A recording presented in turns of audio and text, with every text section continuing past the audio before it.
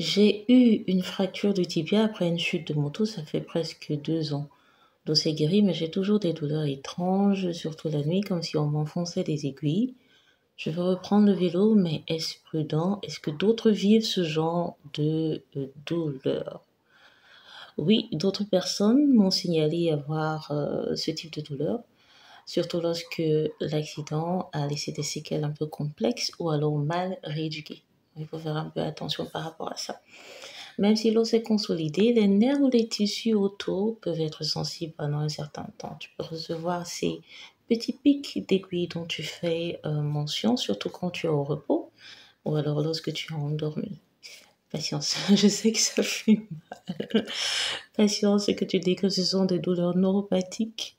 Ça peut être lié également à une mauvaise circulation, tu vois.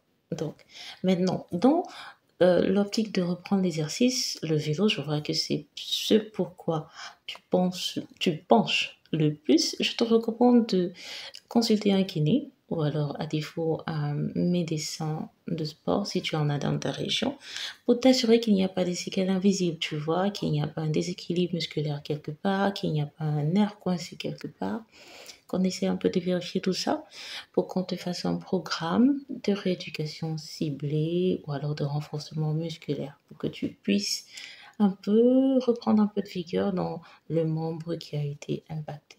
Hmm? Et maintenant, pour reprendre le vélo, vas-y, progressivement. Progressivement, c'est possible, mais progressivement, tu vois. Tant que, tant que tu reçois le feu vert de ton praticien. Hmm?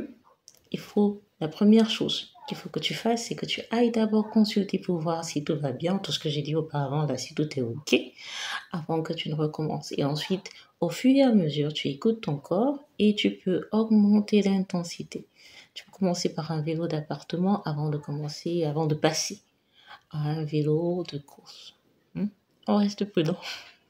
Et il faut surtout pas oublier de faire des étirements réguliers avant de commencer ton entraînement et après. Le corps a une mémoire. Vu que tu faisais de l'exercice avant, il va te soutenir dans ta rééducation. Ne baisse pas les bras, c'est possible.